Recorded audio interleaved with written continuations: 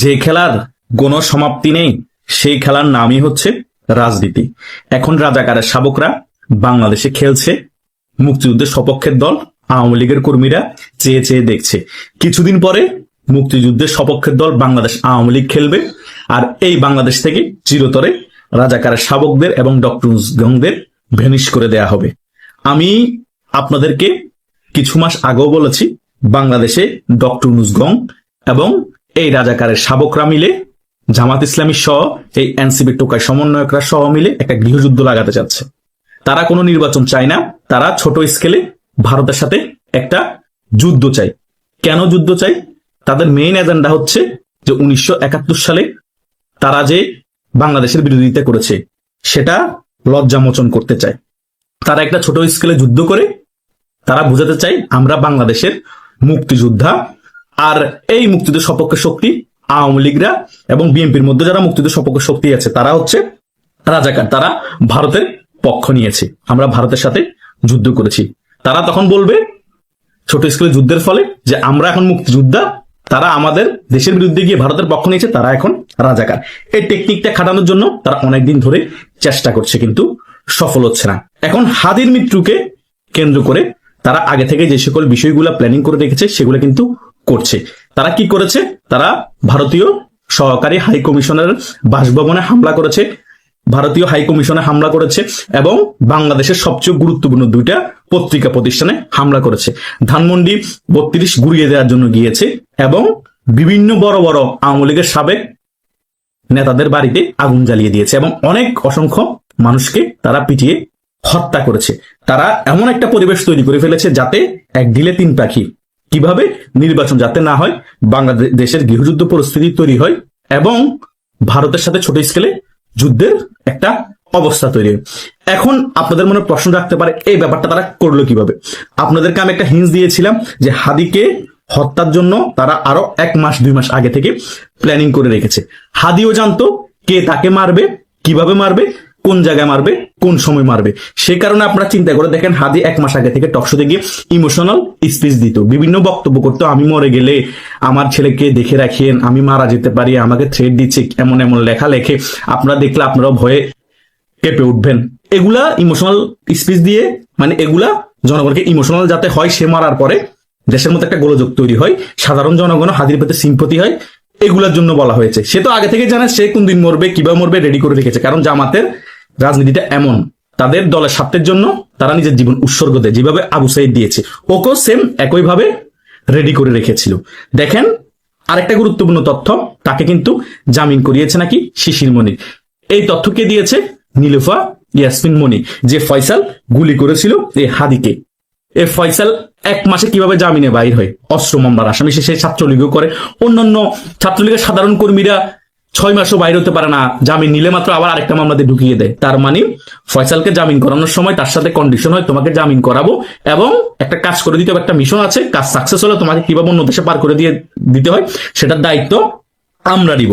Same ভাবে planning হাদিও জানতো যে তাকে কে খুন করবে, সকল কিছু রেডি। এবং হাদি খুন হওয়ার পর বা মরে যাওয়ার পর বাংলাদেশে কি কি ঘটাবে, কি কি হবে, সকল কিছু এই জামাত ইসলামী এবং ডক্টর গং রেডি করে রেখেছিল।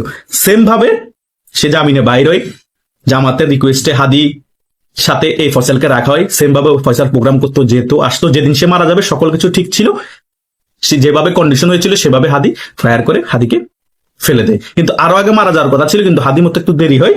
কিন্তু তাদের যে প্ল্যানটা ছিল সেটা 1-2 দিনের মধ্যে বাস্তবায়ন করা ছিল, হাদি না মারা যাওয়ার কারণে বাস্তবায়ন করতে পারে না। কিন্তু কালকে হাদি মারা গিয়েছে, যেগুলো আগে থেকে প্ল্যানিং করে রাখা হয়েছিল সেগুলোই তারা বাস্তবায়নের দিকে এগিয়ে যাচ্ছে, যাতে ভারতের সাথে যুদ্ধ অবস্থা তৈরি হয়। ভারতের হাই কমিশনারের বাসভবনে আক্রমণ করেছে, ভারতের যত ধরনের প্রতিষ্ঠান আছে বাংলাদেশে সবগুলোতে আক্রমণের চেষ্টা করা হয়েছে এবং বাংলাদেশের সবচেয়ে সুনামধন্য 2টা পত্রিকার মেইন কার্যালয়ে আক্রমণ করা হয়েছে। আওয়ামী লীগের সকল নেতাদের বিভিন্ন বাসভবনে আক্রমণ করা হয়েছে, পুড়িয়ে দেওয়া হয়েছে। মানে দেশের মধ্যে তারা এক ঢিলে যে 3 পাখি মারতে চেয়েছিল সেটাই কিন্তু তারা মোটামুটি সাকসেসের পথে যাচ্ছে। এবং বিএনপির মনে ভয় ধরিয়ে দিয়েছে যে আগামীতে কোনো মনে হয় নির্বাচন বাংলাদেশে হবে না। সেই কারণে কি করেছে, এই যে আপনার ডাক্তার শফিকুর রহমান জামাত ইসলামের আমির, সে গত 1 দিন আগেই লন্ডনের উদ্দেশ্যে রওনা দিয়েছে। কেন দিয়েছে? এটার পিছনের মেইন কারণ হচ্ছে ডাক্তার শফিকুর রহমান তারেক জিয়ার সাথে দেখা করবে, তাকে চাপে রাখবে, তাকে বলবে দেখেন দেশের কি পরিস্থিতি হয়েছে, কি পরিস্থিতি করেছি, দেশে তো নির্বাচন হবে না, আর আপনারা ক্ষমতাও আসতে পারবেন না, এখন আমাদের সাথে সমঝোতায় আসতে হবে। গলা চিপে সমঝোতা করার জন্য বসে আছে ডাক্তার শফিকুর রহমান। দেখেন কিভাবে তারা প্ল্যানিং সাজায়, কিভাবে তারা নির্বাচন বানচালের পথে রেখেছে, এবং এই চাপটা প্রয়োগ করে যদি নির্বাচন হয়ও যাতে বেনিফিটে জামাতের, ওই চাপটা বিএনপিকে দেওয়ার জন্য সে লন্ডনে তারেক জিয়ার সাথে দেখা করতে গিয়েছে। তারেক জিয়া কি অফার দিতে পারে আপনাদের মনে প্রশ্ন আসতে পারে। তারেক জিয়াকে বলবে জাতীয় সরকার করুন, আপনি প্রধানমন্ত্রী হন, ডক্টর ইউনূস প্রেসিডেন্ট থাকবে, আমাকে উপ প্রধানমন্ত্রী বানান। তার মানে ক্ষমতার ভাগ বাটোয়ারা তারা করে ফেলবে এবং এনসিপি কেও ক্ষমতার ভাগিদার রাখবে কিছু ক্ষেত্রে। এই হচ্ছে তাদের মূল প্ল্যানিং।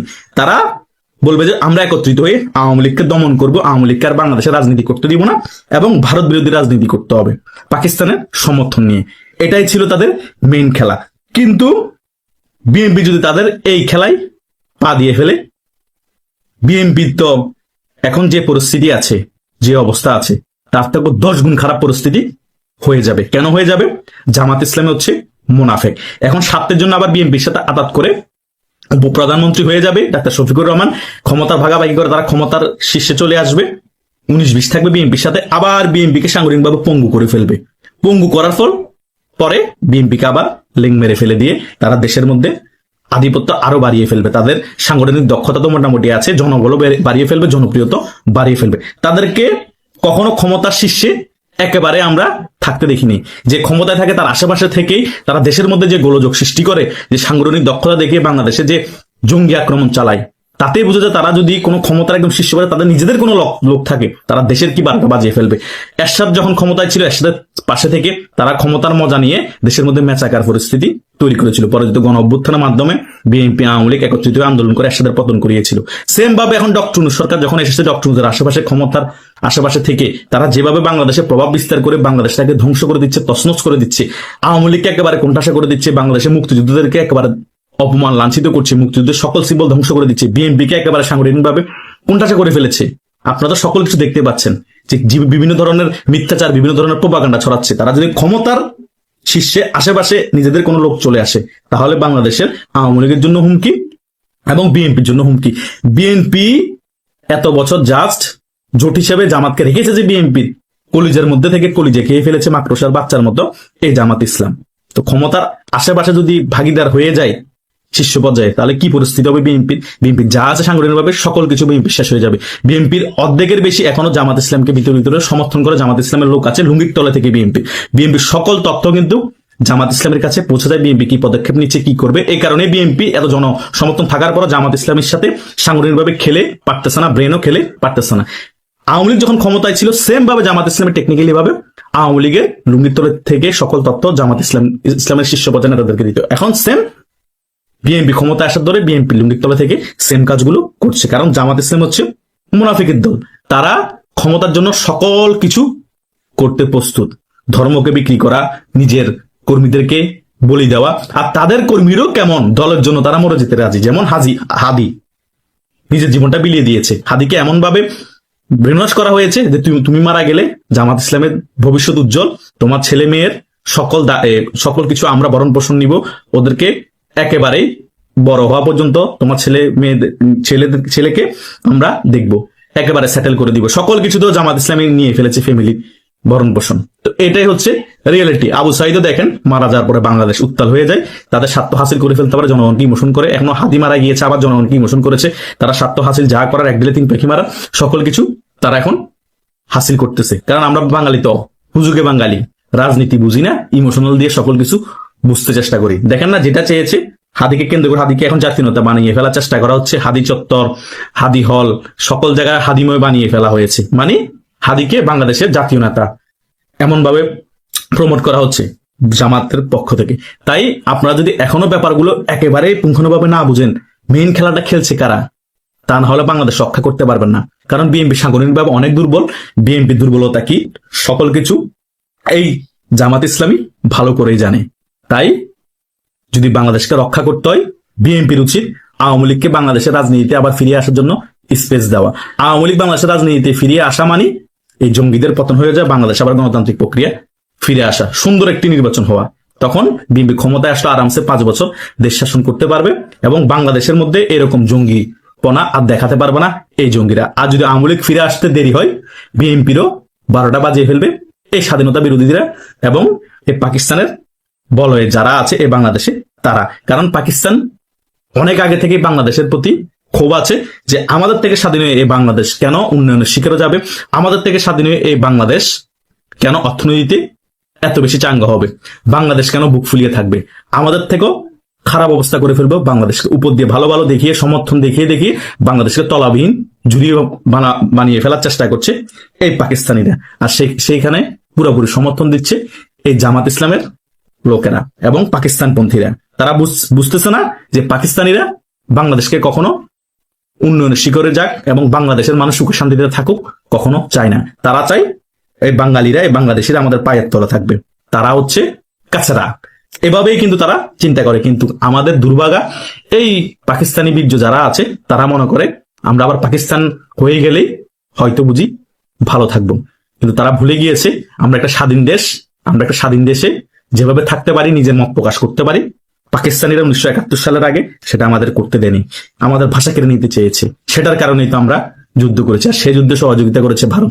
আজকে ভারতকে আমরা গালাগালি করি, যারা ভারতের পক্ষে কথা বলে ভারতের দালাল বলি। আরে ভাই, ভারত স্বার্থের জন্য হোক যে কারণ হোক সাহায্য করেছিল, তো সাহায্য করেছে বিধে আজকে আমরা স্বাধীন হয়েছি। ভারত তো আমাদের ভূখণ্ড দখল করে নেয়নি, তাই নয় কি? তোমরা পাকিস্তানের পক্ষে কথা বললে, পাকিস্তানের দালালি করলে সমস্যা নাই, ভারতের পক্ষে কথা বললে ভারতের দালাল হয়ে যায়, তাই নয় কি? এগুলো হচ্ছে সবকিছু বাংলাদেশের মানুষকে ব্রেন ওয়াশ। বাংলাদেশের মানুষ আমি কেন বুঝি না এত তাড়াতাড়ি ব্রেন ওয়াশ হয়ে যায়। হাদির হত্যাটাও আগে থেকে সাজানো, কিভাবে হত্যা হবে সকল কিছু সাজানো। এ সকল বিষয়ে তো আমি সকল বিষয় ক্লিয়ার করেছি, কিভাবে করে মেটিকুলাস ডিজাইন সাজানো হয়েছে।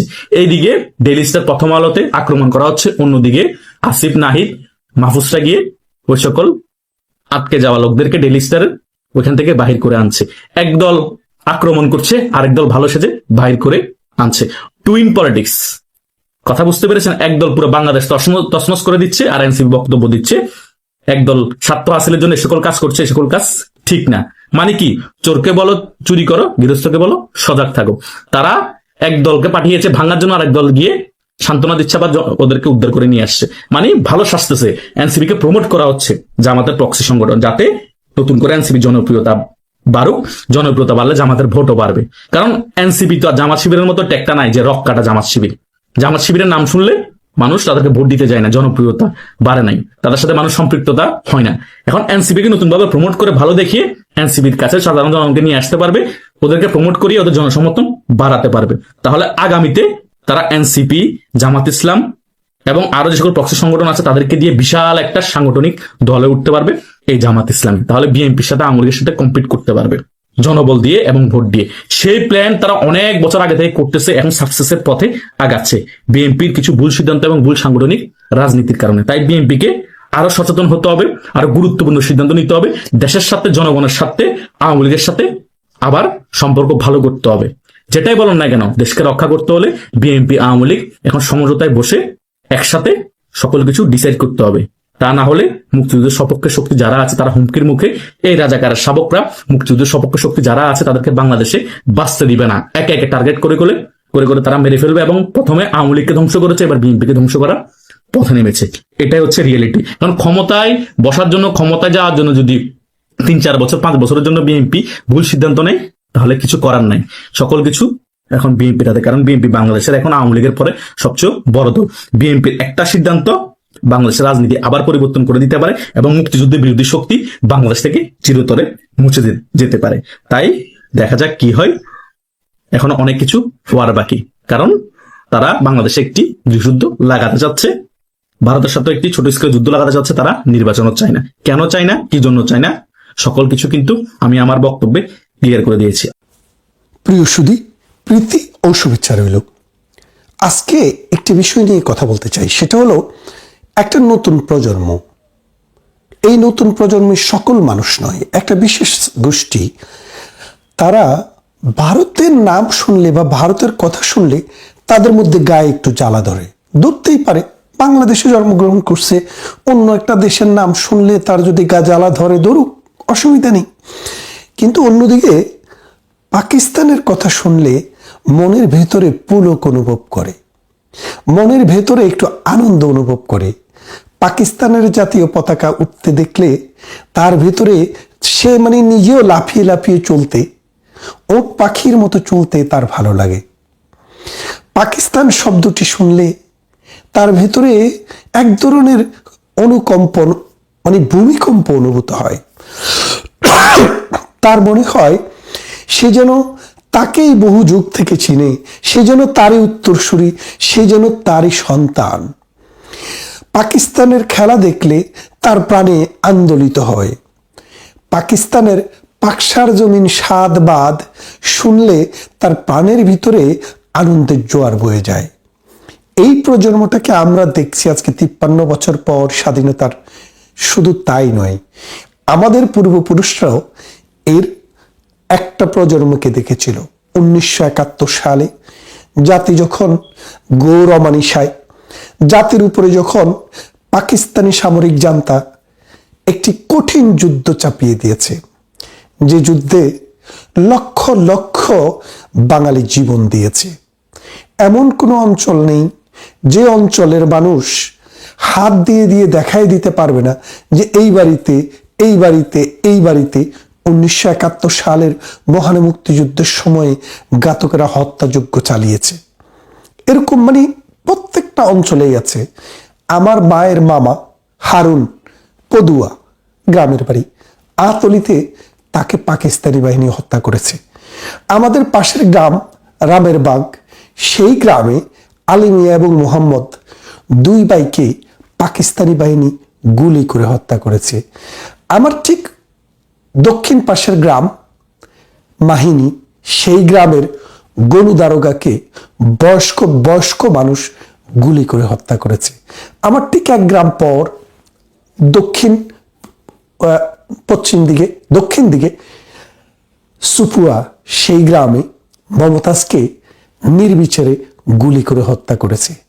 আমি পুরো বাংলাদেশের কথা বলছি না, শুধু আমি যে বাংলাদেশের ছোট্ট একটি গ্রামে বসবাস করেছি সেই গ্রামের আশেপাশে দু একটা ঘটনার কথা বলছি।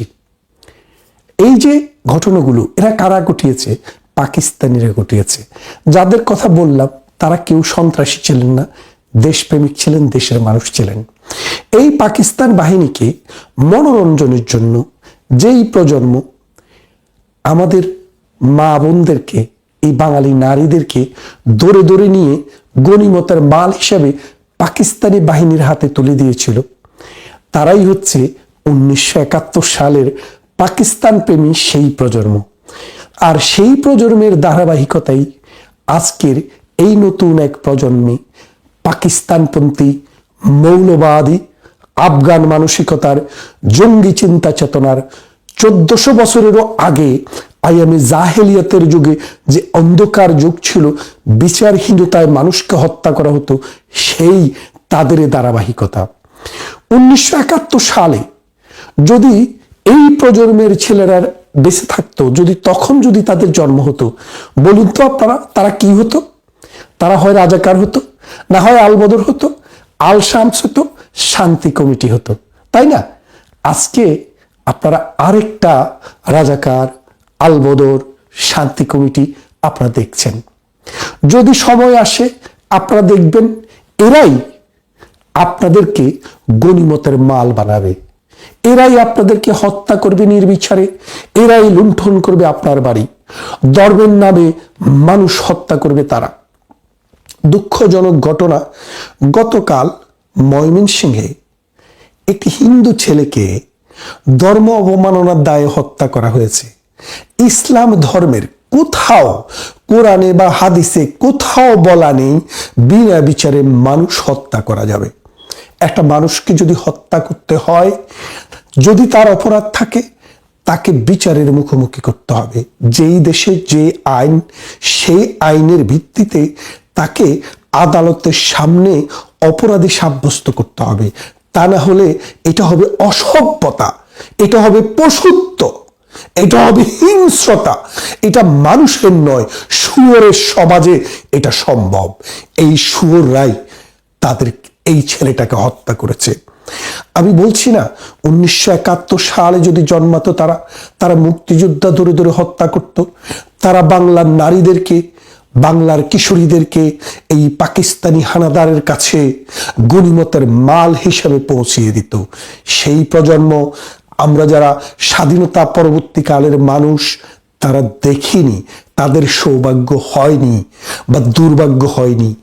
এত বছর পর সে সৌভাগ্য বলেন আর দুর্ভাগ্য বলেন, আপনারা দেখছেন পাকিস্তান প্রেমী, পাকিস্তানের জন্য জীবন দিতে পারে, পাকিস্তান জিন্দাবাদ বলে যারা স্লোগান দিতে পারে, পাকিস্তানে যেভাবে মসজিদে হত্যা করা হয়, মসজিদে বোমা মারা হয়, পাকিস্তানে যেভাবে প্রতিদিন শত শত মানুষ না মারা গেলে এটা পাকিস্তান হয় না, ঠিক তেমনি একটি দেশ তারা এখন বাংলাদেশটিকে নিয়ে যেতে চায়। আপনারা বুঝতে পারছেন যে স্বাধীনতার 54 বছরে যে পাকিস্তান থেকে আমরা ফিরে এসেছি, সেই পাকিস্তানের চাইতে আমাদের মুদ্রার মান 3 গুণ উন্নত। পাকিস্তানের কিছু কিছু শহর দেখতে খুবই সুন্দর, খুবই ভালো, কিন্তু এভারেজ মানুষের জীবনের মান বাংলাদেশের মানুষের জীবনের অর্ধেক জায়গায়ও নেই। খুনাখুনি, হত্যা, ধর্ষণ, রাহাজানি, অবিচার, অত্যাচার এবং আর্মিদের জুলুম এই পাকিস্তান রাষ্ট্রের চরিত্র। সেই চরিত্রের একটি দেশ বানানোর জন্য আজকে নতুন একটি প্রজন্ম মানুষ হত্যা করছে, ধ্বংস করছে মানুষের বাড়িঘর, হত্যা করছে স্কুল কলেজ বিশ্ববিদ্যালয়গামী ছাত্রদেরকে, হত্যা করছে নির্বিচারে সংখ্যালঘু মানুষকে। আমরা এর তীব্র নিন্দা জানাই। আপনারা জানেন 1971 সালে যেভাবে আমাদের বুদ্ধিজীবীদেরকে মুখ বেঁধে চোখ বেঁধে রায়ের বাজার বধ্যভূমিতে নিয়ে হত্যা করা হয়েছিল, আজকে যদি সুযোগ পায় এই প্রজন্মের পাকিস্তান প্রেমী এইসব কুলাঙ্গারেরা বাংলাদেশের কবি, লেখক, বুদ্ধিজীবী, শিল্পী, সাহিত্যিক, নাট্যকার, সিনেমাকার, চলচ্চিত্রকার, গায়িকা, নায়িকা এবং গল্পকারদেরকে ধরে ধরে এই বধ্যভূমিতে হত্যা করার একটি পরিকল্পনা চলছে।